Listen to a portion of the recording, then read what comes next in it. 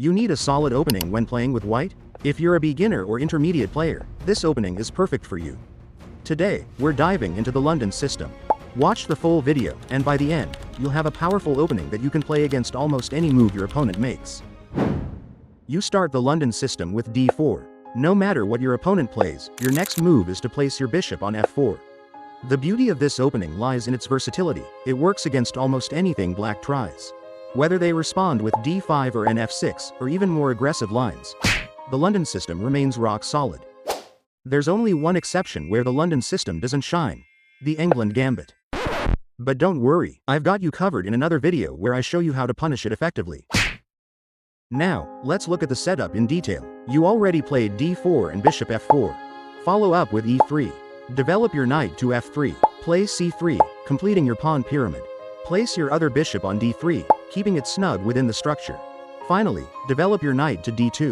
Et voila, this is the ideal London system formation. Now there are some things you need to know. Let's assume the game went like this, and the opponent castles kingside. This is very good for us, because our bishop on d3 is already eyeing the enemy king. Often, you'll have the chance to sacrifice your bishop to open up the king's defenses for a queen invasion. But hold on, we'll go over this in more detail in our example game later. Let's talk about key squares.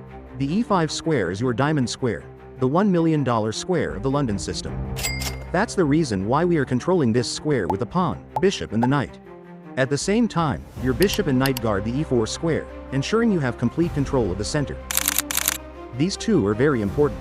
Controlling both squares kills black's ability to build an attack in the center. The next step, after developing your pieces, is to mobilize directly into the center with your knight. But don't initiate the trade yourself. When black inevitably trades, always recapture with the pawn, not the bishop. Why? Because this forces the enemy knight to move and leaves the opponent's king with one less defender. The next step is to bring up our queen, advance our pawns, and go straight for the enemy king. This creates an extremely powerful position for us. However, there are key moves you need to understand to reach this point successfully. Now let's move back and look at one of the most challenging moves you'll face in the London system, which is c5.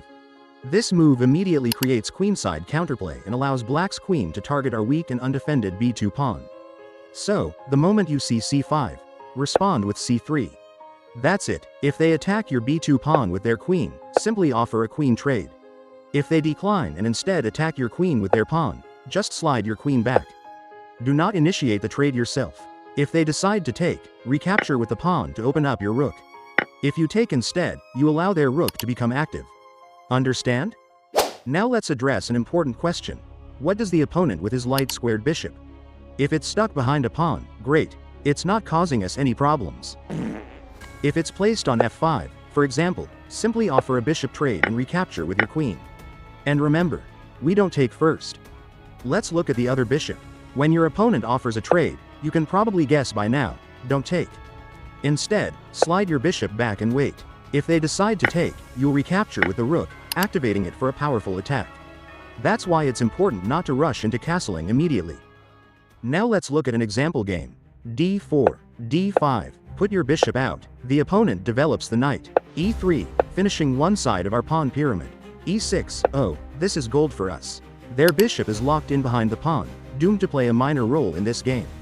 Knight to f6 follows, and soon, their bishop lands on d6, offering a trade. But we're not interested. Instead, we slide our bishop back. They take, and this, my friends, opens the h-file for our rook. A small trade, but a powerful opportunity. Our opponent continues developing, and a few moves later, our structure is complete. As you can see, our opponent played h6, clearly feeling the pressure on this square. This defensive move tells us they're on the back foot. Now their rook moves to the center, preparing to take our $1 million square. But not with us. You pop your knight in front of the pawn, so he can't move forward. Meanwhile, they attempt an attack on the queenside, but we don't panic. A simple slide back, keeping up the line, straight to the enemy king. He makes some space for his queen. At the same time, we'll go for the attack with our queen. We neutralize the threat. But here, we don't defend. We attack. This is not a big threat here. We just push forward and block, then the check with the knight. Black leaves and moves back. But this, my friends, is very up for black. Taking the pawn here is a forced mate in 5. So he pushes forward, attacking our queen. But here, ladies and gentlemen, we go for the sacrifice. And no, it's not really a sacrifice, because when he takes, is this a mate in 2? Of course he doesn't take. He just slides to the side with the king.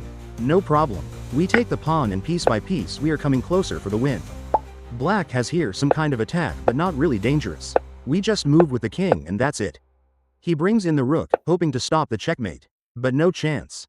We slide back, moving forward with the pawn. After some desperate moves from black, we are coming for the checkmate. The enemy king is cornered.